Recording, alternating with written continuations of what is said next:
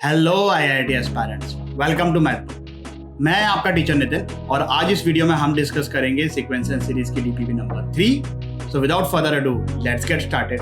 ये first term 1/8, twelfth term 1/4 दे रखा, then the maximum number of terms. अब यहाँ पर ये थोड़ी सी लैंग्वेज में ऐसा है, ऐसा लगता है कि यार किसी भी सीक्वेंस की मैक्सिमम नंबर का क्या सेंस बनता है।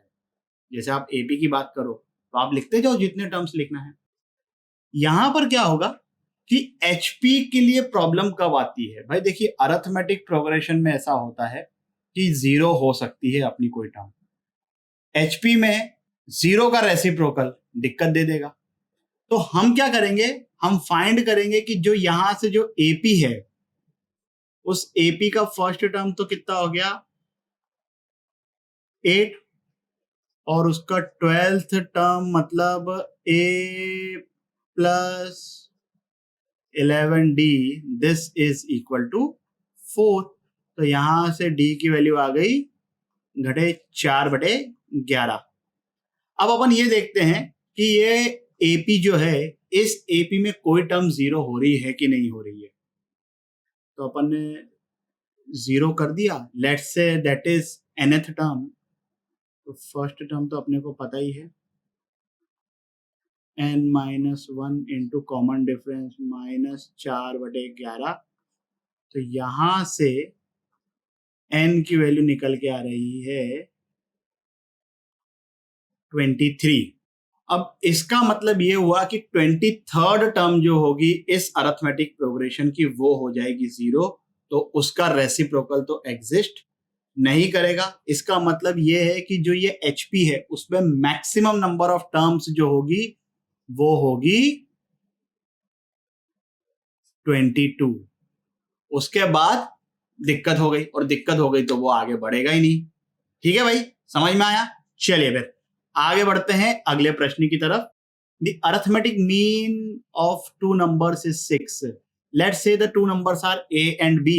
तो a plus B by 2 is equal to 6, मतलब a plus B is equal to 12। And that geometric and harmonic mean g एंड h रिस्पेक्टिवली। ओके, तो अगर a और b दो नंबर से तो उसका ज्योमेट्रिक मीन कितना हो जाएगा? Root A B. तो जी स्क्वायर मतलब रूट ए बी का स्क्वायर मतलब ए बी हो गया। और हार्मोनिक मीन क्या होता है? 2ab by a plus B. 3 already लिखा हुआ है, तो 3 into 2 6 upon a plus B, ये इक्वल टू कितना है? 48।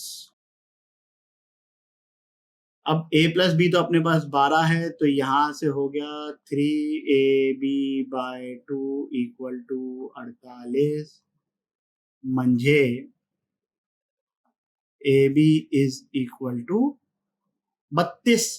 ये हो गई अपने पास इक्वेशन नंबर 3। अब कौन से ऐसे दो नंबर से जिनका एडिशन 12 है और प्रोडक्ट 32 है?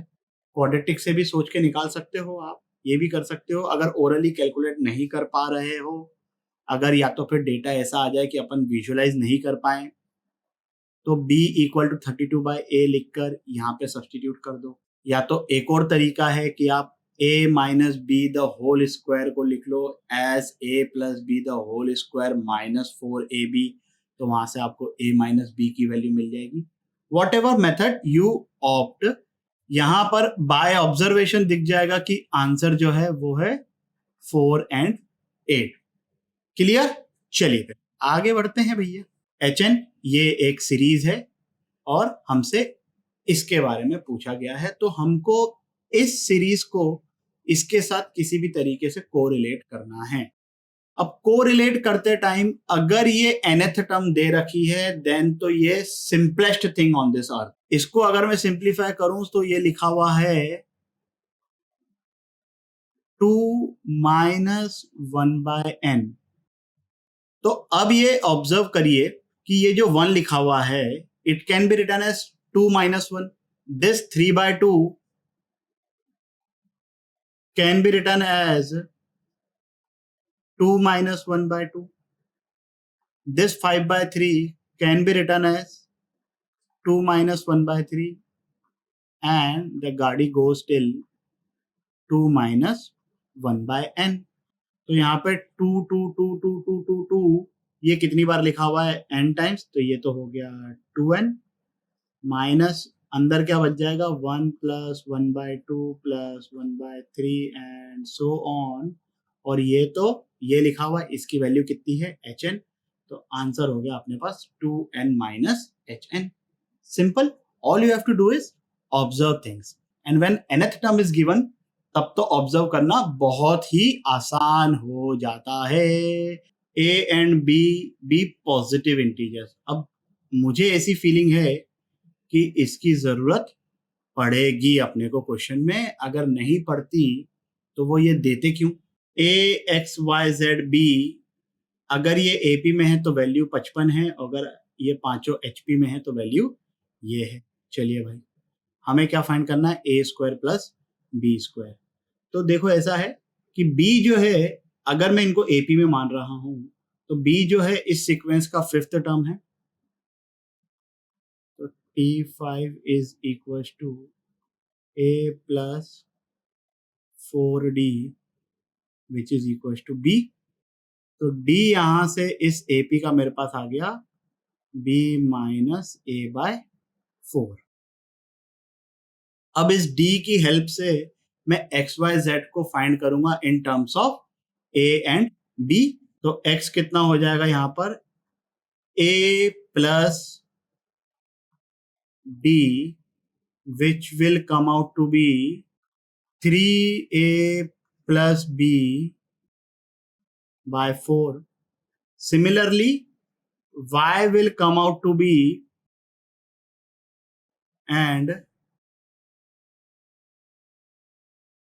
अपने को क्या दे रखा है कि X Y Z is equal to 55. अगर ये पांचों नंबर आंध्र प्रदेश में थे तो इन तीनों को मैंने मल्टीप्लाई किया तो मुझे क्या मिल रहा है, 3a plus B into 2a plus 2b into a plus 3b, और तीनों के ही डिनोमिनेटर में 4 था, तो ये हो जाएगा 4 का क्यूब मतलब 64 इंटू 55.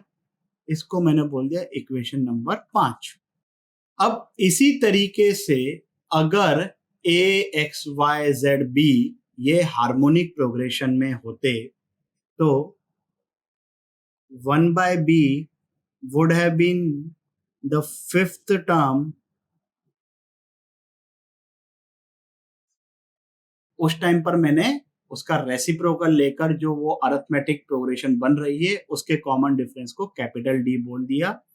तो यहां से D आ गया अपने पास a minus B by 4ab. इसको अपन ने बोल दिया इक्वेशन नंबर 6. अब इस HP के लिए x जो है वो सेकंड टर्म है, मतलब जो AP हमने लिखी है उसके लिए 1/x सेकंड टर्म हो गया. तो 1/x is equal to 1/a plus capital D मतलब 1/a plus a minus b by 4ab. तो ये आ गया a plus 3b bye 4ab, मतलब x आ गया 4ab bye a plus 3b. इसी तरीके से अब अगर मैं y और z को फाइंड करूं, और जब ये HP में है तब XYZ का प्रोडक्ट कितना है 343/55. अब हमने 3a plus B into 2a plus 2b into a plus 3b की वैल्यू 64 इंटू 55 ऑलरेडी कैलकुलेट करके रखी है. उसको अगर मैं यहाँ सब्सटीट्यूट करता हूं तो 4 इंटू 4 वो 64 हो जाएगा. तो 64 इंटू ए बी का क्यूब, और इसकी वैल्यू कितनी आई थी 64 into 55. This is equal to 343/55। तो यहां से AB का क्यूब इक्वल टू 343 आ गया। क्योंकि A and B are positive integers, तो यहां से ये सिंगल इक्वेशन जो आई है हमारी, वहां से अपन A और B की वैल्यू इजीली फाइंड कर सकते हैं। दो पॉजिटिव इंटीजर्स का प्रोडक्ट 7 तभी होगा जब दोनों में से कोई एक 1 हो और दूसरा 7 हो। मुझे नहीं पता कौन 1 है कौन 7 है, और उससे कोई फर्क नहीं पड़ता है, because what we have to find A² plus B²। तो अगर मैं A को 1 मानता हूं तो B 7 हो जाएगा, अगर मैं A को 7 मानता हूं तो B 1 हो जाएगा। इवेंचुअली 1 का स्क्वायर प्लस 7 का square will be equal to 50 and that's our answer. इस वीडियो के लिए बस इतना ही। आशा करता हूं कि आपके सभी डाउट्स क्लियर हो गए होंगे। अगर हो गए हैं तो लाइक कमेंट सब्सक्राइब करें और अपने दोस्तों के साथ भी शेयर करें। अगले वीडियो तक के लिए सावधान रहें, सुरक्षित रहें। जय हिंद।